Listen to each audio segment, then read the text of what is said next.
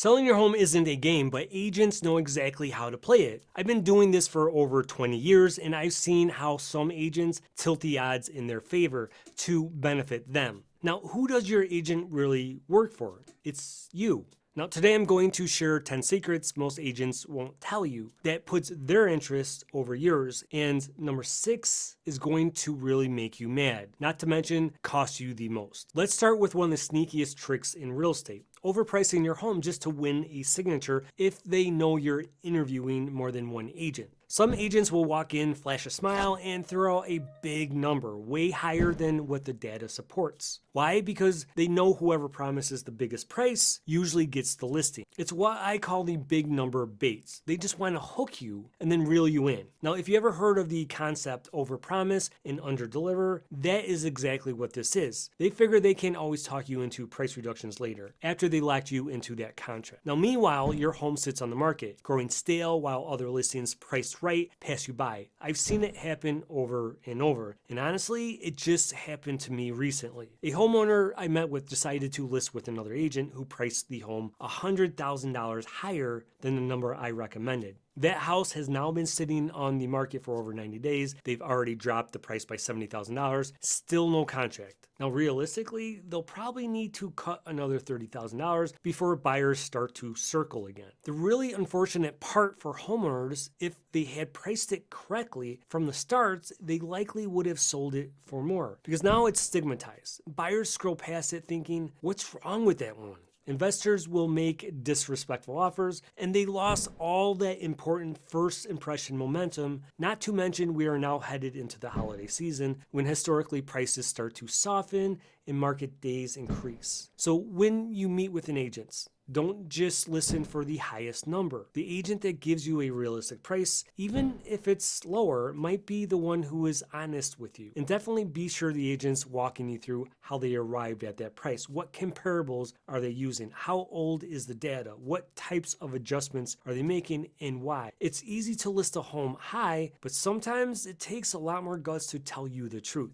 An agent truly looking out for your best interests, their interests are aligned with yours. The better you do, the better they do. Now, you've probably heard this before. The best time to sell is whenever it's best for you. And technically, that's not wrong, but it's also misleading when the attempt behind the answer may not be focused on your best interest. An agent may tell you it doesn't matter because they benefit if you list a home now. That might not be true for you. Year after year, prices tend to peak around April through July. That's when these stars align. The weather is better, families plan moves before school registration, and the buyer demand surges. There's more inventory, more activity, and yes, more competition, but also more energy in the market. Homes tend to sell faster for higher prices during that window. Now, once we slide past July, you start to see a shift. Prices soften, market days increase. It's not that homes don't sell later in the year, it's just it takes longer and often for a little bit less. Not to mention the inconvenience or less desirable weather. Now, here's where it gets tricky. Timing the market perfectly is like trying to catch the first snowflake of the winter. It sounds easy until you actually try to do it. After 20 years of doing this, going through many different market shifts, I've seen homeowners wait for the next spring only to have mortgage rates jump and then buyer demand cool off. Suddenly, the advantage they were waiting for disappears. So yes, if you already know you're selling next year, aim for early spring. It's the sweet spot for both timing and value. But if your life circumstances say you need to move now, if the property is sitting vacant or you're concerned the market could shift next year, don't beat yourself up. Markets move in cycles, and the best time is ultimately when you're ready, as long as your strategy fits the season you're in. In other words, if you can plan it, spring gives you an edge. But if you can't, smart pricing, strong presentation, and strategy can still make any month feel like April. Just make sure that you make the decision based on what is best for you, not what's best for your agents. If an agent ever calls you out of the blue saying, I've got a buyer for your home, slow down. Sure, sometimes it's true, but most likely it's a door opener, a line to get inside, build rapport, and maybe convince you to list with them. If you ever attempted to sell your home on your own, you probably had dozens of agents contact you telling you this exact thing. Before you answer any questions, here's what you should do. Turn the tables on them and ask them questions. Find out if they have a buyer's agreement signed. Are they pre-approved and for how much? What is their timeline to purchase? Do they have a house to sell? You'll probably get a sense right away if the buyer is real or just a bait. Don't be afraid of asking the agent questions about their buyer. If the agent truly has a buyer for your home, you're not going to scare them off. Here's why this happens. Listing homes for sale is the lifeblood of our business. Some agents will say just about anything to get in the door because once they're in, they've got the chance to pitch you. It's not evil, it's just sales psychology, but it is also not fair to you. So if you do agree to meet based on the hopes of them having a buyer and they show up without their buyer, it's possible you just met their phantom buyer. Now, this one gets misunderstood all the time. For most single family resale homes, random open houses are more about the agent's marketing than selling the specific home. They're great for meeting new buyers, collecting future business, and showcasing the agent's name in the neighborhood. But statistically, very few homes are actually sold because of an open house. Now, open houses can work, just not in the way most people think. Builders use them very effectively because their entire marketing strategy revolves around a community, not a single home. They've got billboards, flags, signages, staffed sales offices, and multiple homes or lots to offer. And it's also typically backed by a huge budget. They can run open houses for years to one location because they're selling a whole community, not just one address. But for a single resale home, an open house without a strategy is like throwing dry spaghetti at the wall and hoping it sticks.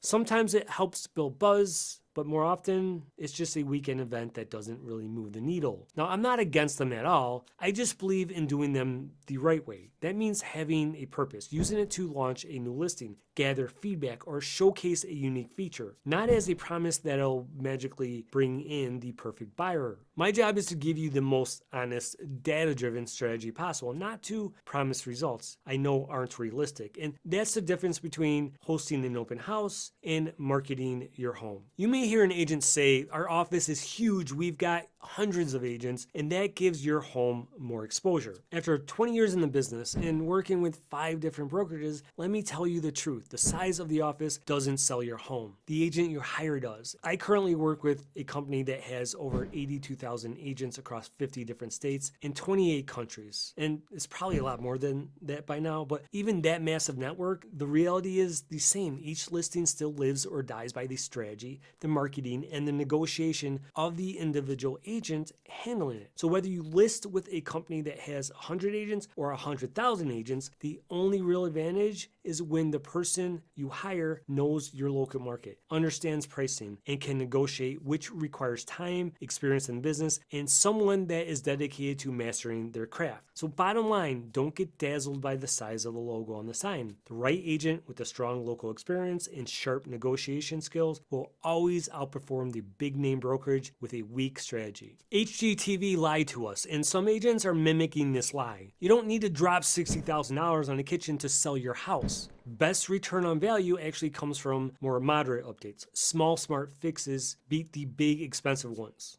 Why would an agent mislead you? Well, it's either lack of experience or possibly I think it might just make their job easier, even if it costs you thousands of dollars. Selling a home with a beautifully updated kitchen does sell faster and for more money, but you're not likely to get dollar for dollar return on that. A $60,000 kitchen upgrade may only get you a $20,000 or $30,000 bump in price. That's not even guaranteed in some markets, where if you priced it lower without the renovation, you would end up putting more money in your pocket at the end of the sale. Now, a good agent's job is to protect your equity, not to spend it. I do have a guide that will give you a list of all the repairs, updates, and renovations that would result in a better return on investments, so that you are spending your money wisely. Just comment below ROI and I will get you a copy for free. It's also a good idea to meet with a realtor you trust before making an expensive change if it is specifically for purposes of resale. My contact information is in the description below if you would like to reach out to me directly. You've probably heard agents brag about their massive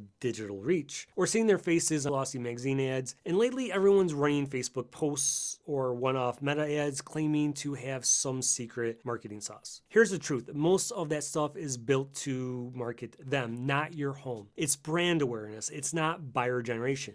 So if you're comparing agents, don't just look at who has the flashiest ads. Ask them to explain how that marketing actually gets you results. Who is it targeting? What's the strategy behind it? And are they running a system or just boosting a post on Facebook and hoping for the best? Most realtors have zero training or education in marketing, and oftentimes just do what everyone else is doing. The agents who actually move homes don't rely on noise, they rely on precision. That means pursuing active buyers, using multiple listing service and syndication software, professional photos, strong pricing, smart presentation, and a plan that puts your home in front of ready, willing, and able buyers. But also they have a strong strategy that introduces it to passive buyers. These are buyers who are not actively looking on the multiple listing service or the MLS every day. So when you're interviewing agents, don't get distracted by pretty ads. Get impressed by the agent who can show you strategy that connects marketing to offers and who knows how to hold their ground when negotiation starts. That's where the real value is. This one goes hand in hand with the last one because social media has completely changed real estate. Since 2020, thousands of new agents have jumped in, many drawn by the influencer lifestyle. The National Association of Realtors say 87% of agents use Facebook and 62% use Instagram for business. But let's be real, most of that content markets the agent, not your home. There's a big difference between being Instagram famous and being negotiation tough. Followers don't equal sold sign. During the pandemic, social media became the new stage. Walk and talk videos, lifestyle posts, and viral trends made the job look glamorous. But a nice feed won't protect your equity when it's time to negotiate. The truth? Likes don't sell homes. Experience and strategy do. You probably heard agents say, let's price it low and create a bidding war. And sure, in rare cases that can work, but for most homes, it's a costly mistake. Some agents price low because it guarantees fast interest, quick showings, and a sure commission. But here's the problem. Once buyers anchor to that lower price, the final number doesn't climb as high as it should. You get a fast sale, but leave money on the table. Pricing should build momentum, not desperation. Don't let anybody convince you underpricing is a smart strategy, unless there's real data to back it up. An agent may walk in and say, your home is perfect. You don't need to do anything. It feels nice to hear that, but it could be just an easy way to win your listing without having to give tough advice. The truth is, even great homes can use a few tweaks, better lighting, fresh paint, a small updates here or there that help it show its best, or just simple decluttering and staging strategies. So don't fall for the flattery. The best agents won't tell you your home's perfect. They'll help you price and prepare it perfectly. So those are the 10 secrets. And here's the truth. Not all agents are hiding them on purpose. Some just play by old habits that were never designed to benefit you. And the goal here isn't to make you paranoid, it's to make you powerful. Now, I do feel like I've been kind of rough on agents. So it's probably worth saying that most agents I cross paths with truly and honestly do want the best for their clients. In every industry, there are bad apples, people that make everyone else look bad. My hope is by sharing these secrets, this will give you an edge when it comes time to finding the right agent for you. Just make sure to ask sharper questions. Demand transparency and never, ever hand over control of your biggest asset without understanding what's behind the curtain. Don't forget to type ROI in the comments if you want a link to the repairs and the updates recommendations that will get you a higher return on value. And in case you want to reach out to me directly, all my contact info is in the description below. Thanks for watching, and we'll see you next time.